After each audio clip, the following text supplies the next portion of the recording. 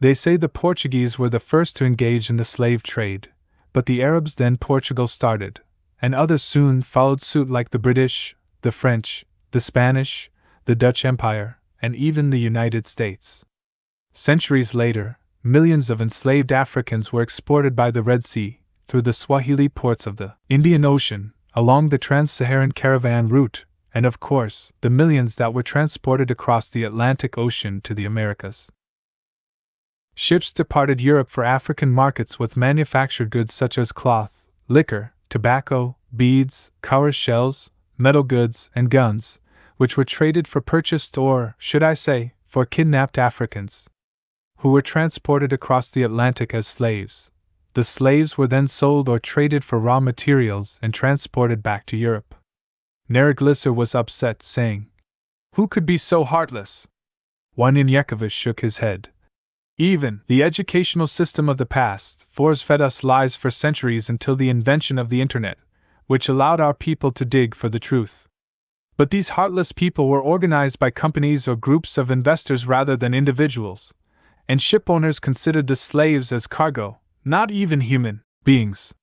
Our people were transported to the Americas as quickly and cheaply as possible, arriving in the Americas to be sold to labor in coffee, tobacco, cocoa, sugar, and cotton plantations, gold and silver mines, rice fields, construction industry, cutting timber for ships, in skilled labor, and as domestic servants. The first Africans imported to the English colonies were first classified as indentured servants or apprentices for life. They and their offspring were legally the property of their owners, and children born to slave mothers were slaves.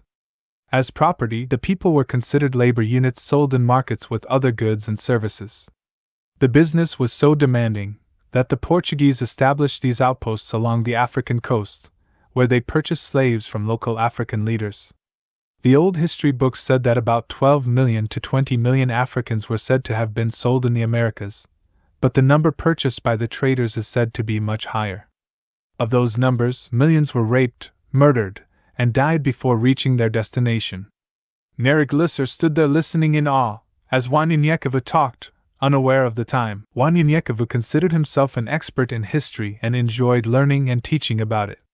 He continued, "Centuries after slavery ended, many names were given to blacks. The most popular names were Negroes, African Americans, and other not-so-illustrious names like Abid, an Arabic term that means black, that many Middle Eastern immigrants to the United States used. Ace of Spades, African, for those unemployed or so-called lazy blacks. Africoon, a combination of African and coon. Afro, referring to their hairstyle. Americoon, a combination of American and coon. Angus, which was a black breed of beef cattle. Ape. And even apple, which has to do with hanging from a tree. Because thousands upon thousands of our people were lynched, and most of them were business owners and women. Arf, a term for blacks because of their poor swimming abilities. Ashy, because when our skin gets dry, it looks ashy. And Jemima, baboon, banjo lips, and many more.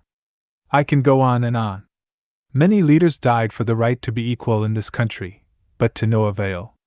Blacks have fought in every war the Americans had ever fought. Despite that, we were still treated in such a shameful way. Men, women, and children were raped, murdered, and died until the European descendants realized that violence wasn't the way, so they created psychological warfare, which was the icing on the cake. Jim Crow's lighter skin versus darker skin, the women against the men, and the children against the parents almost created genocide amongst our people. On top of that, the school-to-prison pipeline, whereby 70% of those locked up were blacks. The oppression led to negative behavior in that we started manipulating and taking advantage of each other. You had the false black preachers, coin pimps, in the pulpits, who would take advantage of lonely black women, causing many not to believe in Sabaoth. Women started dating every race but their own and firmly refused. Black boys and men began disrespecting their black sisters at an unheard-of level, even by today's standards. Many turned to homosexuality, and even murdered one another. Self-hatred almost killed every black person in this country in those days. Self-hatred is like telling Sabaoth he didn't know what he was doing, when He created you. Therefore, to me, self hatred is a sin.